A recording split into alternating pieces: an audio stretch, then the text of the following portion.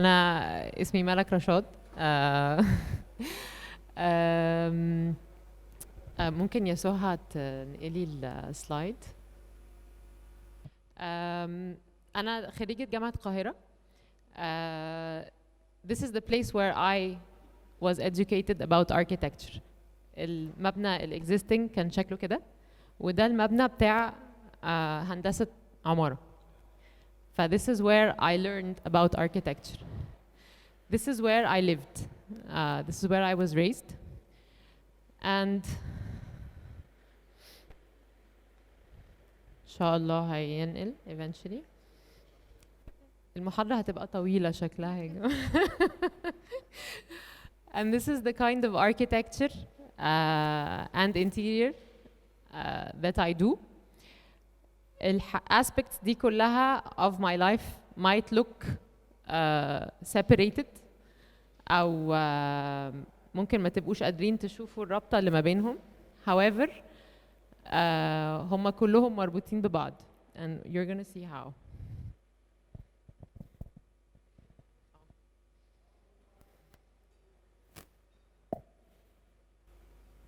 وأنا زي ما قلت أنا اسمي سوها عمر. I'm an interior architect.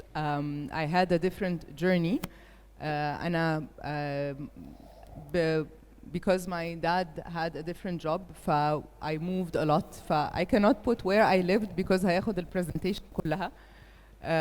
I lived in 7 countries and within those countries we moved a lot. فالموضوع بالنسبة لي متلخبط شوية. I did not study أول حاجة في حياتي was not architecture or interior architecture. I used to work in international development. Later on in my life, in my 20s, I decided that I wanted to be in this field. فدخلت الجامعة تاني وذاكرت تاني and then I started working in the field. عامةً what I feel that what I would like to do with my work is a little bit of the idea to bring the idea of happiness to places and spaces where we work and to have happy people living in these spaces. حتى just المشروع ده علشان this is one of the places where I like to work, which is anything that is related to the sea. It's a summer home for the North Coast. And أنا مش عارفة البتاع ده بيشتغل إزاي. أنا قاعدة بعمل كده ويعني ساعات بيشتغل ساعات ما بيشتغلش مش عارفة أهو.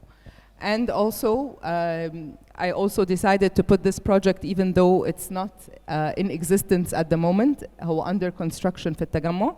But we are looking to expand into newer grounds, which is bigger for me, more commercial for me, moving away from the residential into the commercial projects.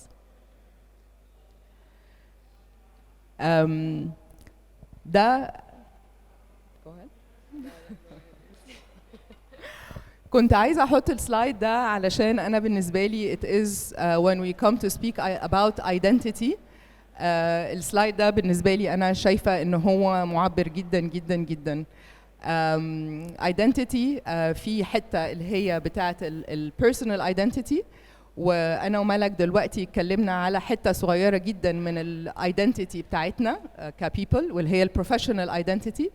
والidentity دي ليها layers كتير. فالايدنتيتي أو قلنا إيه بالعربي identity؟ هوية. الايدنتيتي ليها layers كتير، منها الكالتشرال او الهيريتج ايدنتيتي بتاعتنا، في الريليجيوس ايدنتيتي، في الناشونال ايدنتيتي، في our professional again. Socially how you identify yourself برضو it's part of your identity. أنا طبعا لما سوها حطت لي الصورة دي الأول أنا سألتها 3 مرات along the preparation of the presentation. سوها احنا دي هتفضل في البرزنتيشن صح؟ كل شوية. بس it's very significant لأنه if you don't know who you are بكل الاسبكتس بتاعتك and you don't know انت تكوينك كله ايه وشايف حتة صغيرة من انت ايه، هتبقى زي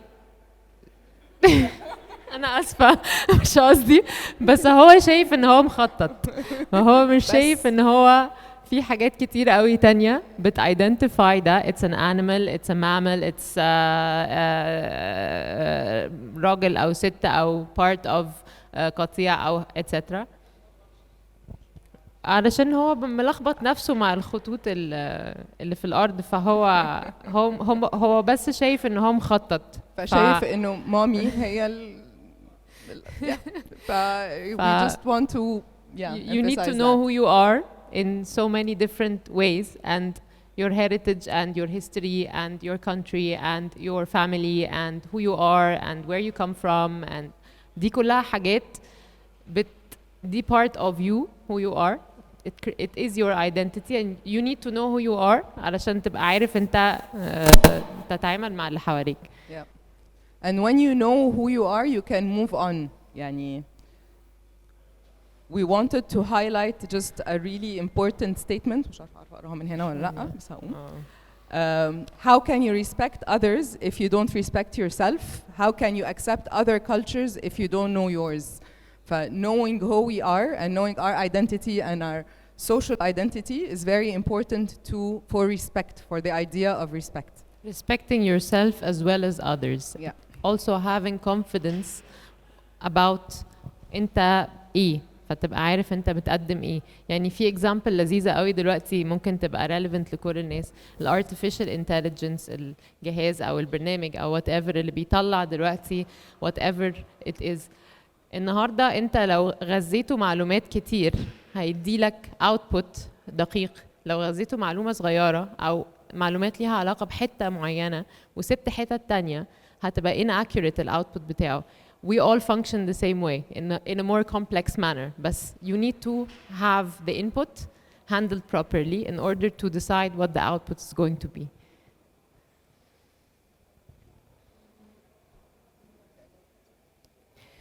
كل وقت وليه أذان.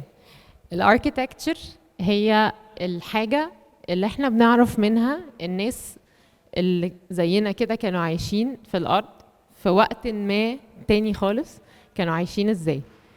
احنا النهارده لما بنيجي نبص على different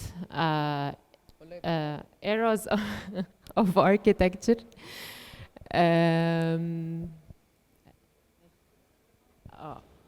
لما بنيجي نبص على different eras of architecture، لو بصينا على البلانز مثلا بتاعه حاجه زي بيت زينب خاتون مثلا، هتلاقي انه الديزاين بتاعه كان كله designed around a courtyard. البيت نفسه متقسم، الحته اللي هيبقى فيها السلام لك والحته اللي فيها الحرام لك، الحته اللي هيستضيفوا فيها الناس تبقى بعيده عن الحته اللي فيها الستات هتتحرك براحتها and so on. This is a physical translation of their lifestyle. يعني الناس كانت ليها طريقه عيشه معينه، الاركيتكتشر ده ترجمها into طوب وحاجات مبنيه. فانت لما بتبصي مثلا على النهارده حاجه زي اللاي اوتس بتاعت البلانز بتاعت النهارده اللي هي more open more في connection ما بين different rooms او الاوبن بلان layouts اللي بنعملها النهارده it is also reflecting احنا النهارده عايشين ازاي. يعني احنا في ناس ممكن تكون بتعيش بشكل كده، في ناس تانية they're more let's say modern. فالاركيتكتشر بيرفلكت دايركتلي اللايف ستايل بتاع الناس، وكل وقت وليه الاركيتكتشر بتاعه والحاجه بتاعته اللي بتعبر عن اللايف ستايل ده. هنا احنا عايزين نتكلم على حاجه مهمه قوي. انا دلوقتي لما اجي ابص على الهيريتج بتاعي، انا لو بصيت عليه بطريقه سطحيه وقلت طيب انا بحب قوي الكلاسيك فانا هعمل حاجه كلاسيك، فهعمل عمود وهعمل كورنيشه وهعمل مش عارفه ايه. This is النتيجه. ده مبنى موجود في التجمع وده الايكويفالنت بتاعه اللي هو الاصلي الستايل الاساسي اللي مؤثر على this style. لو بصيتوا هتلاقي في exaggeration هنا رهيبة في الديكوريشن. يعني اللي عمل ده تخيل انه انا ما دام هعمل كلاسيك يبقى انا هزخرف. هو الراجل بتاع الجبس اشتغل هنا تمام جدا. however لو بصينا هنا هنلاقي ان هو الديكوريشن مش هي الاساس، ولكن البروبورشن هي الاساس. البروبورشن بتاعه المبنى نفسه اصلا في كتل، يعني في هنا جزئيه طالعه، في هنا جزئيه تانية، الشبابيك بتاعت الحاجات اللي هنا عامله فريمنج لده. هنا هنلاقي المبنى هو عباره عن مربع. This is a matchbox building انا بسميه، اللي هو عباره عن علبه كبريت مخرمه. هو طلع البارابت اللي هنا شويه علشان يديله شكل ماسنج، والعواميد extremely exaggerated and bulky in relation to الكتلة بتاعت المبنى نفسها، في حين ان actually العمود ده اصلا كان معمول علشان يشيل حاجة صغيرة. يعني هنا العمود نفسه البروبورشن بتاعت البارابت هنا versus العمود versus تاج العمود، وهنا البارابت عاملة ازاي والعمود قد ايه بالنسبه يعني البني ادم اللي واقف في البلكونه دي، تاج العمود ده قد تقريبا نص ارتفاعه. نزلي علشان الصوت عالي. اوكي. لو بصينا على النسب بتاعه الشبابيك هنفهم برضو حاجه مهمه قوي about the proportions. بصوا الفرق ما بين الشباك ده وما بين الشباك ده. The difference is الارتفاع بتاع السقف. يعني السلاب الخرسانة في المبنى ده مفطوسة قريبة من بعض، وفي المبنى ده مفرودة. البروبورشنز دي هي الحاجات، يعني in order to be able to deal with your heritage you have to understand. ما ينفعش ان انت تبقى حافظ، لازم تبقى فاهم. انت لو جيت النهارده عملت اي حاجة بالبروبورشنز بتاعه المبنى الكلاسيك، مهما زوقتها it will have proper proportions. ممكن نعدي اتكلمنا عليها already. عايزه تتكلمي على ده؟ انت مش عايزه تتكلمي على اللي فات؟ انا مش حاسه ان هنا مثلا ده بيت كنا عاملين له ديزاين في ليك فيو. هنا كنت عايزه اتكلم على العلاقه بتاعه اللايف ستايل مع الاركيتكتشر ذات يو ميك. البارابت العاليه دي اكشلي في وراها بلكونه. البلكونه دي يعني الواجهه دي هي الواجهه بتاعه الشارع، فكان اهم حاجه بالنسبه لنا فيها ان احنا نحافظ على البرايفسي بتاعت الناس اللي عايشه جوه البيت ده، لانه البيوت اللي قدامه شايفاه او كشفاه. فبالنسبه للبلكونه دي كانت البلكونه اللي هتستخدمها صاحبه البيت في الاوفيس سبيس بتاعها، فهي ما كانتش عايزه ان هي تبقى اكسبوزد، فعلينا البارابت بتاعتها. ده الحمام بتاع الشباك بتاع الماستر باثروم، فاكشلي الارتفاع بتاع ده هو في الحقيقه قد كده. وده بيبتدي من بعديها، فاكوردنجلي انت وانت واقف جوه السبيس ده مفيش اي حد في الشارع شايفك، وات ذا سيم تايم انت قادر ان انت تبقى فاتح الشباك، فاتح الستاره، فاتح كل حاجه، and you have all the privacy that you need and you don't need ان انت تقفل على نفسك عشان يبقى عندك privacy. انا لما باجي اتكلم على الهيريتج هيأثر ازاي، انا اللي اخدته في شغلي انا ان انا الخطوط والفيرتيكاليتي بتاعه الاسقف العاليه بتاعه الكلاسيك اركيتكتشر اثرت دايركتلي على شغلي. فانا لما باجي مثلا هنا باجي عندي هنا كان في دور تاني، وده باصص على اللوفت اريا دي. It's a double height area، بس انا normally you would have a handrail هنا ارتفاعه كده، بس instead of doing this and highlighting الhorizontal lines انا سيحتها على الحيطه، فاديت ايحاء ان الحيطه اعلى and I added these lines علشان في الاخر الفيرتيكاليتي بتاعت السبيس هي اللي تبقى highlighted. نفس الحاجه لما باجي اعمل ديزاين لمطابخ مثلا، اليونتس الفوقانيه عاده بتبقى في الحقيقه في الستاندرد بتاعنا بتبقى ارتفاعها كده، احنا بنطلعها للسقف. حتى لو في ارفف فوق انا هستعملها every now and then، بس في الاخر visually you have the verticality. فحتى لما بتعامل يعني السبيس اللي على اليمين ده ارتفاع السقف فيه is normal, it's not a high ceiling. هو انا بتجه فين علشان انت غيري؟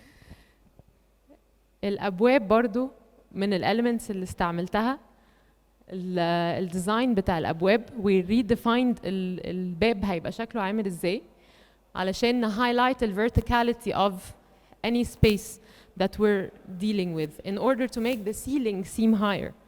لما باجي النهارده البيت ده مثلا، ده المدخل بتاعه كان مكعبل جدا ولما بتيجي بتطلعوا بسلم كده ملخبط وبيلف حوالين نفسه كده. لما فردنا الخطوط بتاعته عملنا الارتش ده دبل هايت ارتش جاي من الدور اللي تحت خالص ومكمل بعد الارتفاع بتاع الدور اللي بنخش منه. الكلاينت لما جات البيت ده بعد ما بنينا الحيطه دي قالت لي انا بقيت حاسه ان في جراندور في المكان، بقيت حاسه ان اكنه كده فرد نفسه. This is what you do with proportions. It doesn't matter ان هو متجلد بايه، المهم ان هو البروبورشنز بتاعته تكون مظبوطه.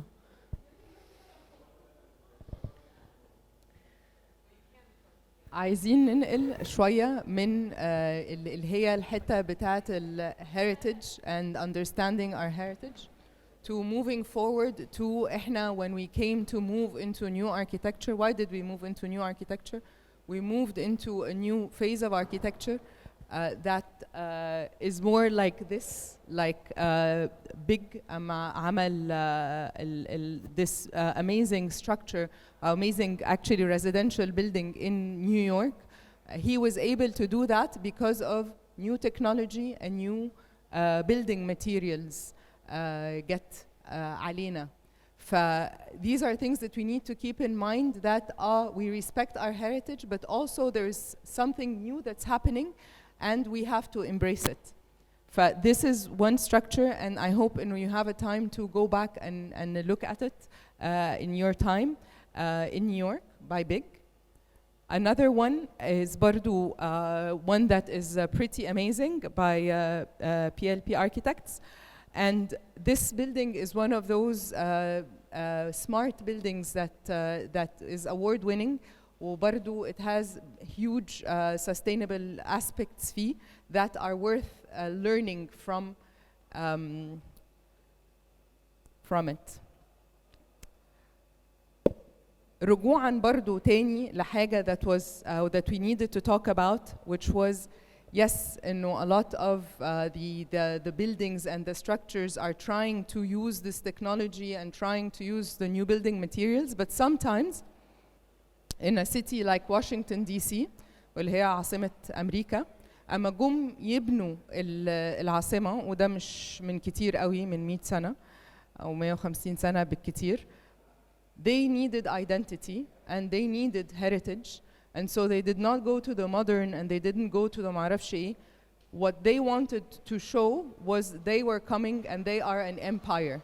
And what greater empire than the Roman Empire? So the whole urban planning of the city and of the government area هناك معمولة على the Roman Empire بحذافيره. والarchitecture نفسه is very neoclassic, and it's about إحنا هنا and we are an empire. And this is something that it was like a decision, when the state was starting. And they're not the only country who borrowed history from other countries. There are a lot of countries around us that have similar things. في copy معمول من خان الخليلي for one of our neighboring countries. The reason why حاجة زي كده بتتعمل, it makes you think and consider how valuable what you have is. Sometimes بتبقى كمان when we come to sometimes we can sometimes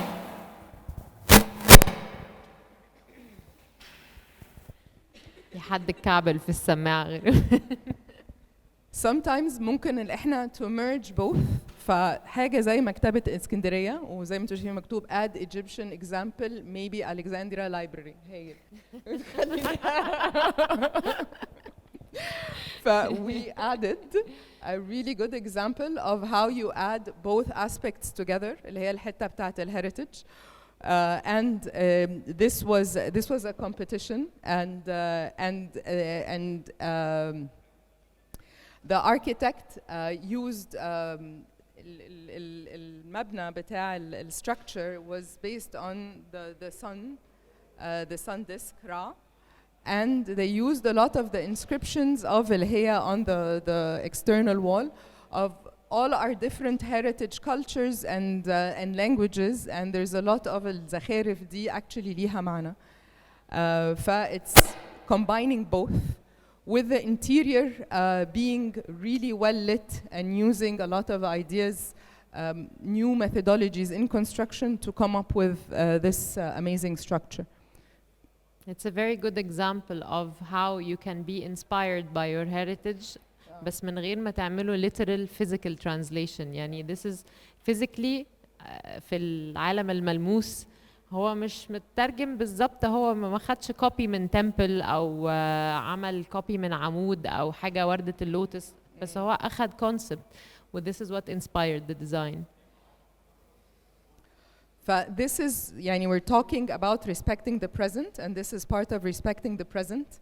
And we divided the respecting the present في using اللي هو الحتة بتاعت new technology and new building materials. But sometimes while we respect our present, we need to maintain what we have. So part of maintaining is اللي هو the idea of juxtaposing the old and the new. اللي احنا بناخد an old structure and we make it capable of the use اللي احنا عايزينه in our modern times. As an example, a good international example is the British Museum. Foster and Partners, they superimposed, or not superimposed, but merged a structure in it with this huge canopy on top to make it usable for our times دلوقتي. Another one, برضو that is برضو one of the beautiful buildings in Paris, La Bourse de Commerce هناك. That was commissioned by the commission was to Tadao Ando to also add his part in it to make it into a more usable space for our present time. It's beautiful how you see القديم والجديد contrasting together. يعني هو لما جاي يعمل حاجة جديدة في حاجة قديمة هو ولا هد الارشز القديمة ولا مشي عليها وقعد يقلدها، هو اتكلم اللانجوج بتاعت النهارده وحافظ على اللانجوج بتاعت امبارح. And the contrast between them is what is they highlighted. live together well. يعني هم متعايشين وفي في انسجام بينهم. Yes. They don't fight. Yes. It's the contrast that brings out their beauty. هما الاثنين.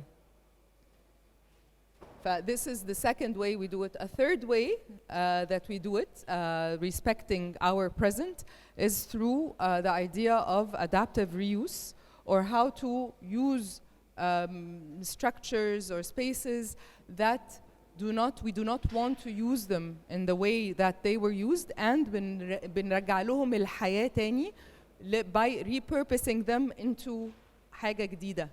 One of the super projects that is very close to my heart, I think is just fabulous, is in New York, and it is the High Line project. High Line بس actually. High Line ده it was the old train tracks اللي كانت بتعدي all through New York. وغاية very recently, I don't know when they started, but I think even through the 90s حتى الترين تراكس دي كان it was dilapidated، ما كانش في اي حاجه بتحصل هناك، وكان مكان الاجرام والكرايم والمخدرات يعني اي حاجه بتحصل وحشه كانت بتحصل هناك. and برضو Dillers, Cofido and Renfro برضو they were commissioned to make it into a public park, and it's a very long trail that goes all through New York that people now use as a public space and a public park. يعني just going through from something that was really ugly and destructive to something that is beautiful and adds to the city That is the idea of reuse that is in our present دلوقتي. It also added a lot of greenery to a space that had no greenery at all. يعني الحتة دي هو شكله كوبري بس هو مش كوبري، بس هو الحتة دي كلها it was a concrete jungle, and they managed ان هم يخلوها a park where actually there are plants that purify the pollution اللي بتطلع. They have people who can breathe, people who can sunbathe, people يعني it's become a park and it's very full of life. You should have a look at it actually when you go. في نقطة برضو لطيفة في الحتة دي. احنا ألمانيا بعد الحرب كان عندهم مباني كتيرة قوي، مباني مصانع مثلا قديمة، مباني كتيرة قوي مش مستعمرة. and they decided to stop building. خلاص احنا مش هنبني تاني يا جماعة، we're not gonna build any more buildings. احنا اللي هنعمله ان احنا اتشقلبوا بقى، اللي هتعملوه ان انتوا هتستعملوا بقى المباني دي.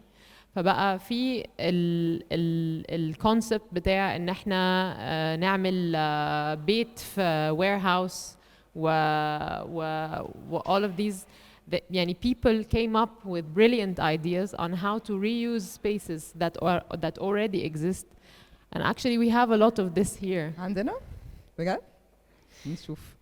طيب فاحنا برضو we wanted to show you some of the good projects that are in Egypt, that are under our eyes, that are considered adaptive reuse. And أنا وملك نفسنا إن يبقى في أكتر وأكتر من ده، ونحاول المباني بتاعتنا نستخدمها، لأن we do have amazing facilities in Egypt and spaces that we shouldn't be getting rid of, and we will find a way to.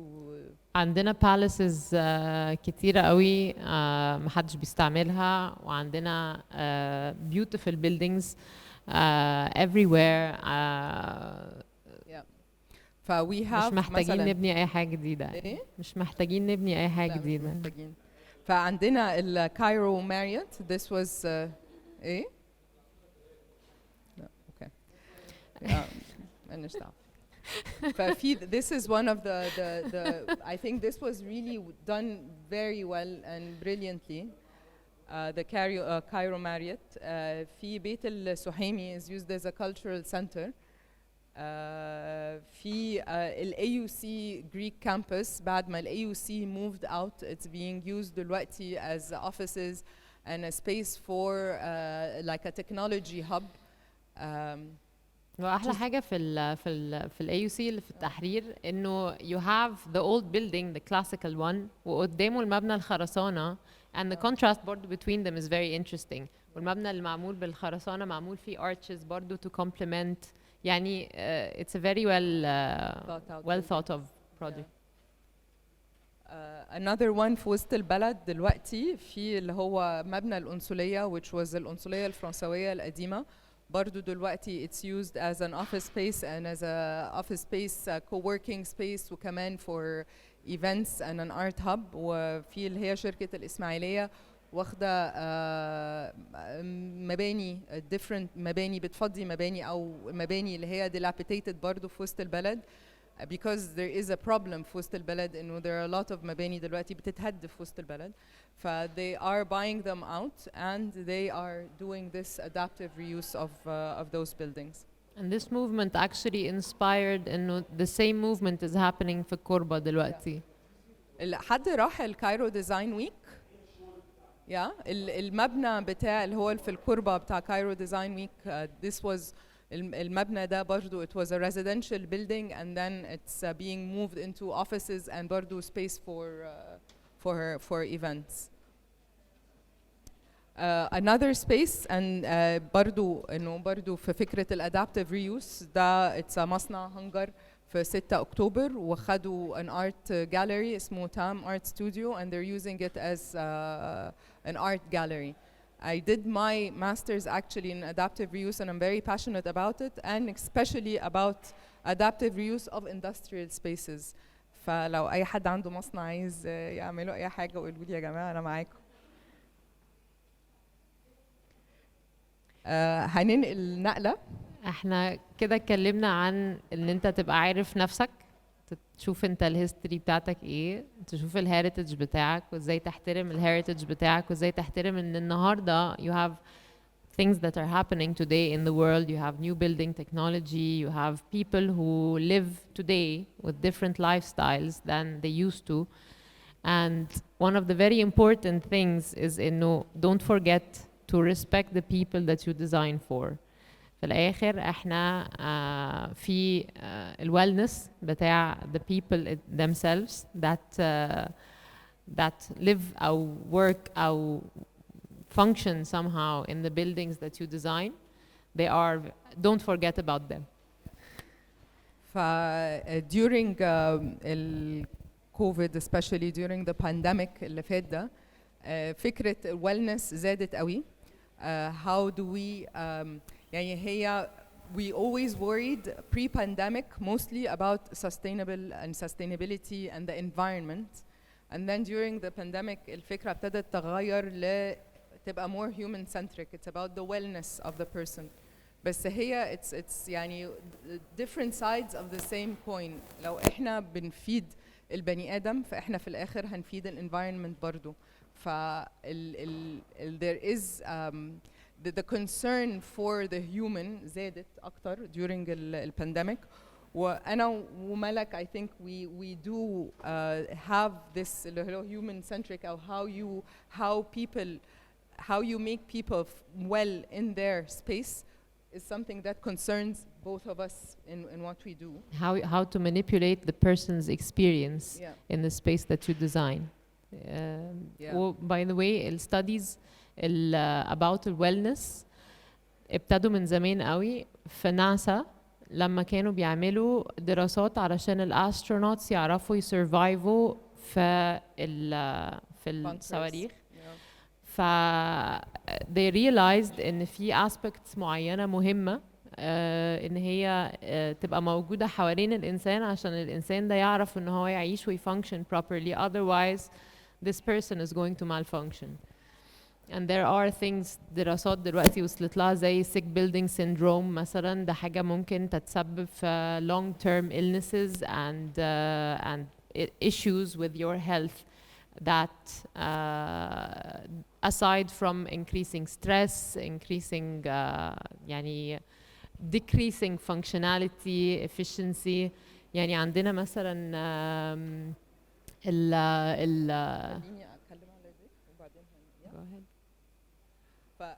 في elements معينة that we need to address. ففي just وبرضو I just want to point out to it. I'm not going to go into details, بس برضو within your research I would really like you to research اللي هي WELL certificate. This is an international certificate about the wellness of humans in their space. And it addresses things like the purity of the air, water usage, nourishment, light, and how light actually influences us in the space, how you need people to move and how do you increase their movement in the space, comfort, the thermal comfort بتاعهم يعني هنا احنا بردانين قوي. sound, acoustic, this is برضو something that increases stress, and we can control this as designers, as interiors, and as architects. The material used برضو it's important, and mind and also community. These are the things that are addressed, so please take a look at it. And we added some examples of how those were implemented. يعني الهيدكوارترز بتاعة أمازون الديزاين الجديد بتاعها is based on biophilia. Biophilia is the relationship between man and nature in architecture. نفس الحاجة نفس الاتجاه برضو الهيدكوارترز الجديدة بتاعة جوجل. They also took this into consideration, and the reason behind this is not because they are good people, it's because it increases the efficiency of the people working for them. Massachusetts General Hospital, brain surgery recovery rooms, actually السرير ده لما بيبقى قاعد فيه البيشنت بيبقى قاعد فيه وهو باصص للشباك ما بيبقاش باصص لبقيه الاوضه، وبيلفوه في الشكل ده لما بيبقوا بس النيرسز بيخشوا عشان يكشفوا عليه ويشوفوا الموفمنت بتاعه العينين والحاجات دي for a couple of minutes, and then they turn them back to face that window. And this design is made this way because it actually بتقلل الوقت اللي البيشنت بياخده علشان يخف. ف you can actually make people's lives so much better or so much worse with what you know about what you can do. And this is not just for hospitals, but it's for education, it's for residential, it's for your office spaces. There are always some things that you can do within this space to make people's lives better. This is an example of a project that we designed for F&R partnership. It was designed around the experience بتاع user. Spatial layout of المكان نفسه and the elements in it. The most important part of it is to use the elements in a way in هي to maximize the potential بتاع السبيس. الصوت مش ماشي مع الفيديو.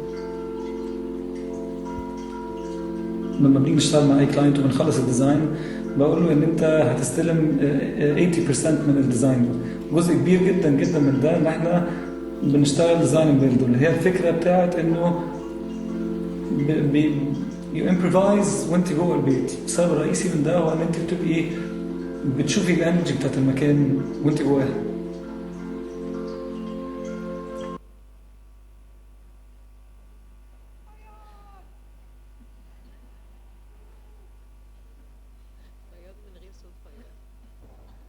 تخيلوا الصوت.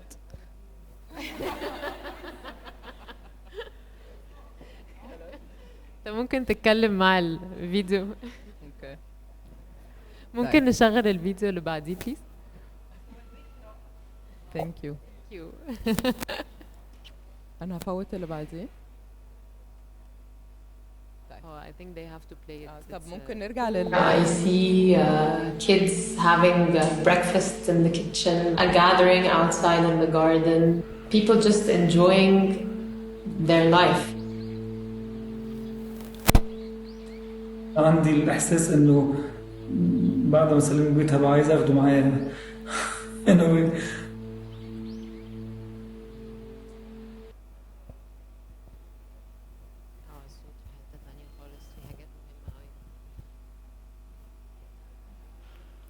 هو انا كنت اكشلي في الحته دي في الفيديو بتكلم عن الاختيارات بتاعه الالوان والماتيريالز بس في مشكله في الصوت.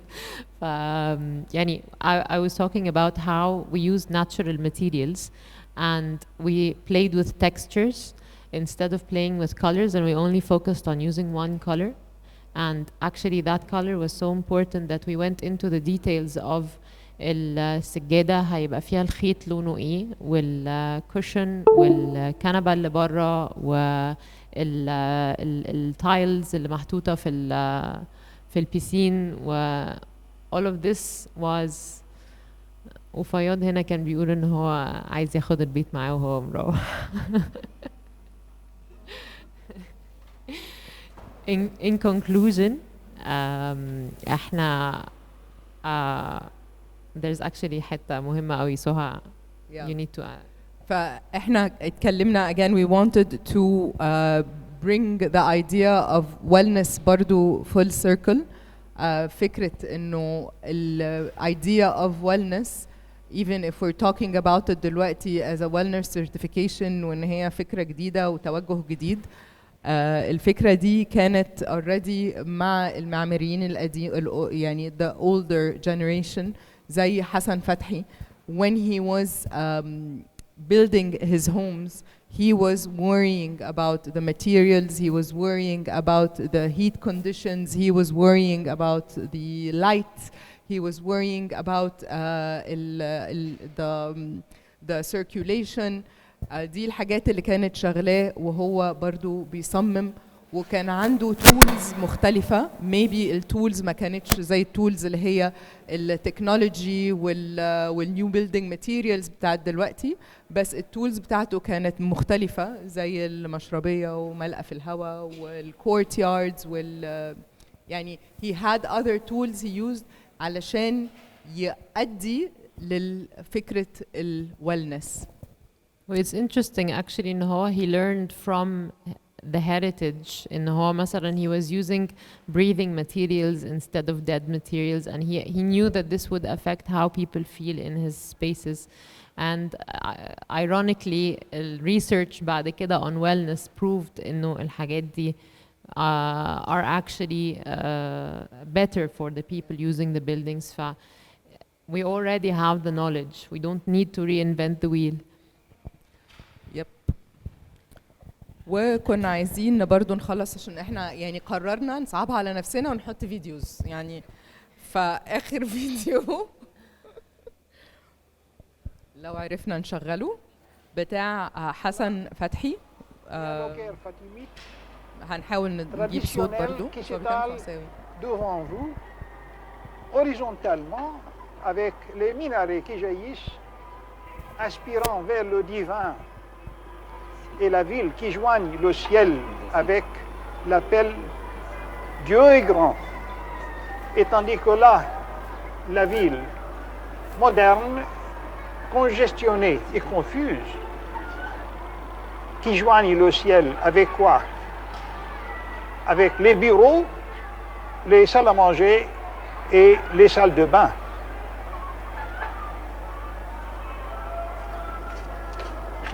Hassan Fathi, qui êtes-vous?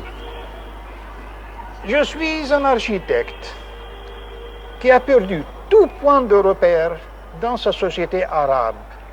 Je suis un architecte arabe et qui a perdu tout point de repère dans sa société arabe, qui a perdu son arabité. Et je suis en train de me rechercher en architecture et en urbanisme. Retrouver, chercher et retrouver mon arabité perdue. In conclusion, we have someone like Zaha Hadid who decided to fly off into the future, and someone who like Hassan Fathi who decided to dive back into his heritage. And you have the knowledge of this and the knowledge of that, and in order to move forward you need to know, and then you can decide where you want to go.